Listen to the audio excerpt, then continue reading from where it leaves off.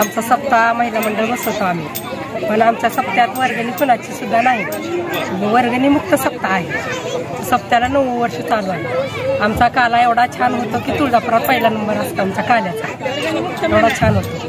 आणि महिला मंडळ आमच्या जवळ 30-40 महिला मंडळ सगळ्या मिळून करतात व्यवस्थित, असं काय टेन्शन नाही. इतका छान सप्ताह आमचा आहे. अडचणी काय नाही आमच्या सप्त्यात, का अडथळा येत नाही, काय नाही. पुरुष काय येत नाही तर आमच्या महिला सगळं करतात. मंदिरात फक्त आम्हाला अडचणी दिसते, बाकीच काय नाही. मंदिर आहे ना साधं काय नाही. सर करते सगळं, जेवणाचं खावणाचं कुठलं कार्यक्रमाला सगळ्याला सर देते. गंगणे सरांचं असते. दिवाळीला काय असलं तर गंगणे सर देते, सगळं तेच करते. बाकी कोण गणपतीचं झालं निवेदन सगळं.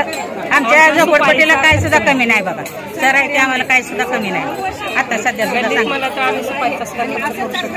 सगळं त्यांनी देते. खाणारे रोजगाराचे ते सगळे रोजगार करून खाणारे, कोण भांडी घासणार आहे ते, कोण काय करणार आहे ते, सगळं असं आहे बघा. तिथं गरीबाचं आहे सगळं. देणगी मुक्त सप्ताह आहे.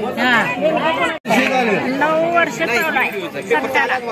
तरी पण आम्ही सगळे एकत्र करून सगळ्यांनी आम्ही वारकरी सगळेजण मिळून आम्ही यांना सहकार्य करतो. गात्याचं भजन माझ्याकडेच आहे आणि हरिपाठ माझ्याकडेच आहे. आमचे 7 आहे आणि आम्ही सगळे मिळूनच करतो. म्हणजे आम्ही असं इकडं तिकडं काय करीत नाही. वारीला पण आमची सगळं मंडळ घेऊन जातो. महागवारीला शनिवारला आम्ही वाऱ्या करतो. आम्हाला सरांचा म्हणजे गंगणे सरचा पाठिंबा झालेला आहे चालू. पहिल्यापासूनच या सप्ताहाला कोणी देणगी घेतलेली नाही. आम्ही पेटीची दक्षिणा मागत नाही किंवा दक्षिणा कुठं बसण्याला गेलं तर पैसे असं आम्हाला मागत नाव काय तर गेलं तर बाहेर गावाला गेलं तर आम्हाला बाहेर गाव असतात. खेड्यापाड्याने 108 म्हणजे भेटायची तेवढ्या खेड्याने आम्ही फिरलो. आम्हाला अजून या बायकांना मानधन सुद्धा नाही झालं. चालतं मानधन सुद्धा बसला आम्ही प्रयत्न पण करू नाही आहे. आमचे पोरं चांगले, सर चांगले, त्यामुळे आम्ही केला नाही अजून दिलं पण नाही केलं. आणि अशी आमची इच्छा आहे